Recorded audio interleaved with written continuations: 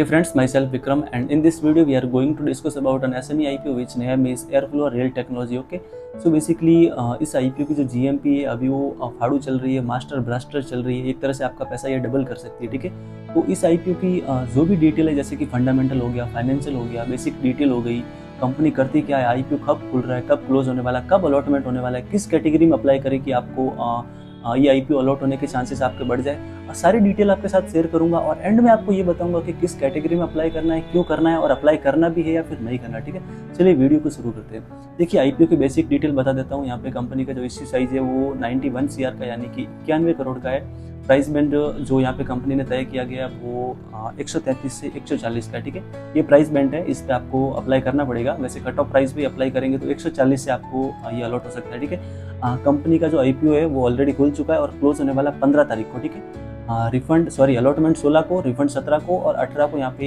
ये जो IPO वो मार्केट में लिस्ट हो जाएगा। ठीक है, ये IPO की बेसिक डिटेल हो गई।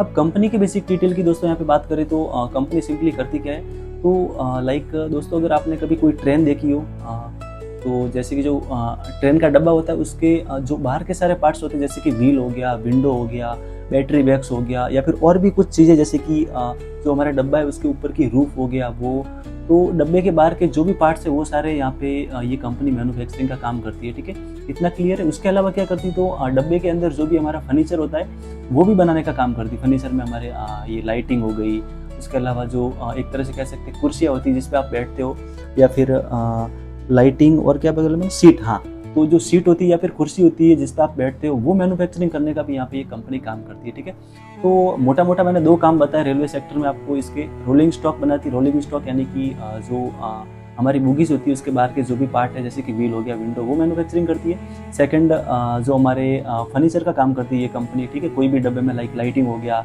सीट हो गया, वो सब बनाने का काम करती है। उसके अलावा एक और काम यहाँ पे कंपनी करती है, वो क्या करती है, एरोस्पेस एंड डिफेंस सेक्टर के जो पार्ट्स होते हैं वो मैन्युफैक्चरिंग करती है, और जो बड़ी बड़ी कंपनियां उनको ये सप्लाई करती है। ठीक है, ये कंपनी पे जो बेसिक डिटेल थी वो मैंने आपको बता दी कि करती क्या। ठीक है, कंपनी यहाँ से मार्केट में 25 से 27 साल से काम कर रही है। ठीक है, रेलवे सेक्टर में।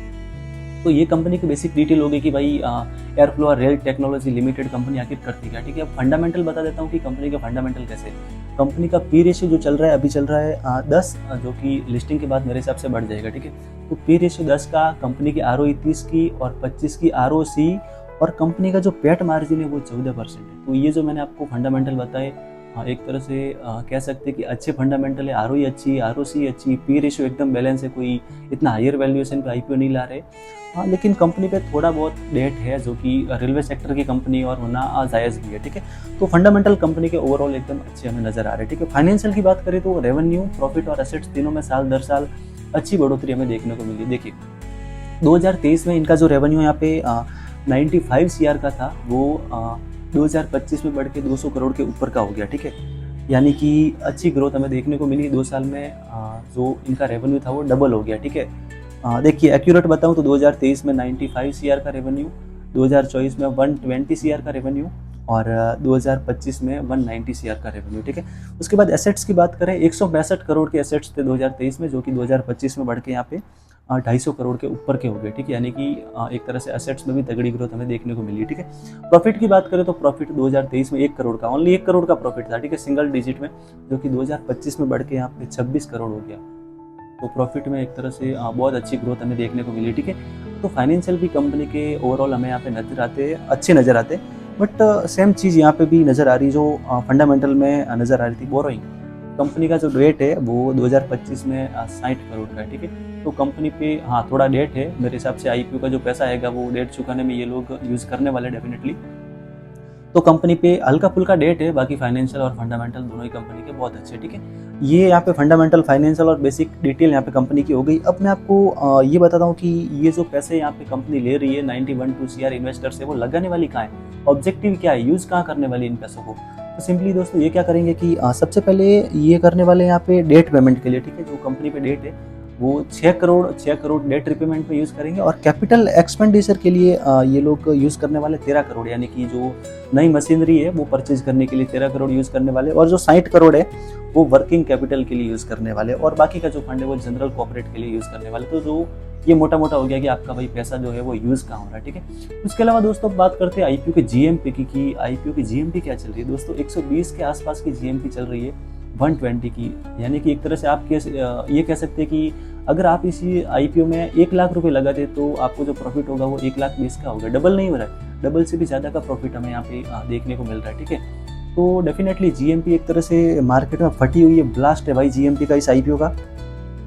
तो अब हम आपको ये बताएंगे कि क्या आपको इस आईपीओ में अप्लाई करना है या फिर नहीं करना, ठीक है। पहले एक छोटी सी जानकारी दे देता हूँ, ठीक है। देखिए रिटेलर के लिए जो कोटा है वो 35% है और एचएनआई के लिए 15% कोटा है, ठीक है। तो अगर आपको अप्लाई करना है तो रिटेलर कैटेगरी में ही करिएगा, ठीक है, क्योंकि एचएनआई तो भाई ऑलरेडी बहुत हैवीली सब्सक्राइब होगी यहाँ पे इस आईपीओ में, चांसेस है, क्योंकि जीएमपी एक तरह से बहुत ज़्यादा चल रही है, ठीक है। तो बेसिकली ये सारी डिटेल मैंने आपको दे दी। अब मैं आपको ये बताता हूँ कि क्या आपको इस आईपीओ में अप्लाई करना है या फिर नहीं करना, ठीक है।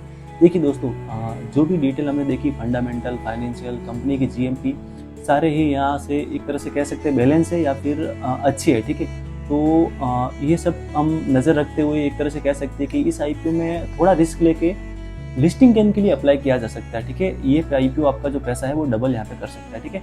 मैं सिंपली क्या करने वाला हूँ, इस आईपीओ में लिस्टिंग गेन के लिए अप्लाई करूंगा, देन लिस्टिंग गेन लेके निकल जाऊंगा, ठीक है। ये आईपीओ वैसे लिस्ट होगा 90% पे, उसके बाद यहाँ पे इसमें 2-3 दिन सर्किट लग सकते हैं, ठीक है। तो ये हमारी स्ट्रेटेजी यहाँ पे जो है वो होने वाली है इस आईपीओ में। बाकी ये वीडियो सिर्फ एजुकेशनल पर्पज़ के लिए था। अगर आपको अप्लाई करना है आईपीओ में तो एक बार अपनी एनालिसिस करके फिर ही करिएगा, ठीक है। मिलेंगे नेक्स्ट वीडियो में, तब तक के लिए बाय।